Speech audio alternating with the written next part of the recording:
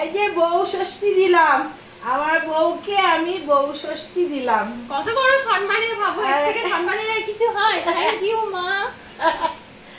এই দেখো প্রথম এটা শুরু হলো। হ্যাঁ, পায়েস, মায়ের স্পেশাল পায়েস, যেটা মা ভীষণ ভালো করে। এরকম পায়েস মনে হয় না আর কেউ করতে পারবে। হ্যাঁ, এটা হচ্ছে কি বলো? রসগোল্লা, রসগোল্লা, গাছের জাম, গাছের পেয়ারা, আর গাছে এবার আম হয়নি, এই জন্য কেনা আম। হ্যাঁ কেনাম।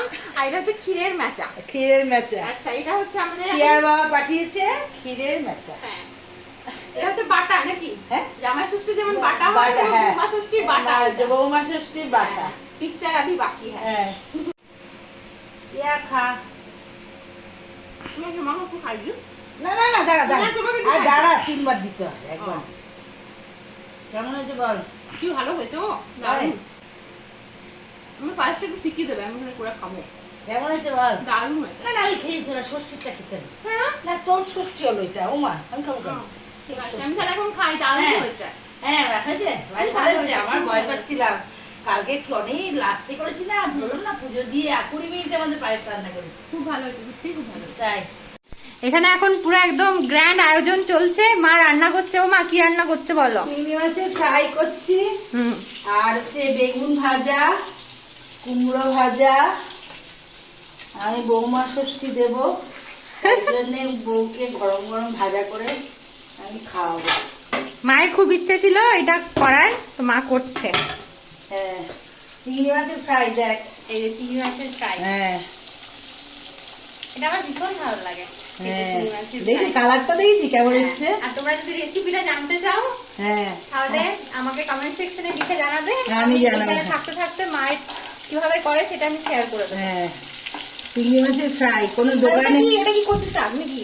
এটা কচু শাক, বাকিগুলো এখন বলবো না, হ্যাঁ। বাকিগুলো সিক্রেট। যখন হ্যাঁ, হ্যাঁ। থালা সাজানো হবে একসাথে বলা হবে সব। কচু শাক, তারপরে ভেজ ডাল, আচ্ছা, মা আমের বলেই দিচ্ছে। চাটনি, আচ্ছা। মাংস, মটন, আচ্ছা আবার সর্ষে ইলিশ। বাবা, মানে আমি যেগুলো খেতে ভালোবাসি সব করে দিয়েছি হ্যাঁ, আজকে। দই, আবার দই, হুম। মিষ্টি, পায়েস। এগুলো তো খেয়ে নিয়েছি, আর না দাও এখন।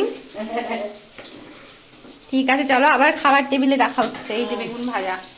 বেগুন ভাজা করছি। বলো, কি দিলাম আজ আমার একমাত্র ছেলে বউ ষষ্ঠী, আর পিয়াকে দিলাম। হ্যাঁ,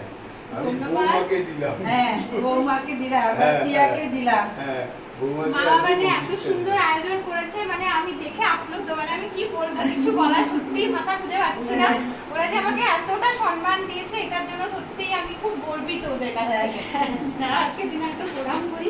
হ্যাঁ, ঠিক আছে ঠিক আছে ঠিক আছে ঠিক আছে। আমাকে তো করেছো, করেছে তো। আমাকে তো করেছো। হ্যাঁ। হ্যাঁ, দিনকে দিবি। দীর্ঘজীবী হও, সুস্থ থাক। সুস্থ হও। দেখো কত রান্না করেছে। হ্যাঁ, হ্যাঁ। এই কিছু আর বাকি ছিল তোমার মা? খা।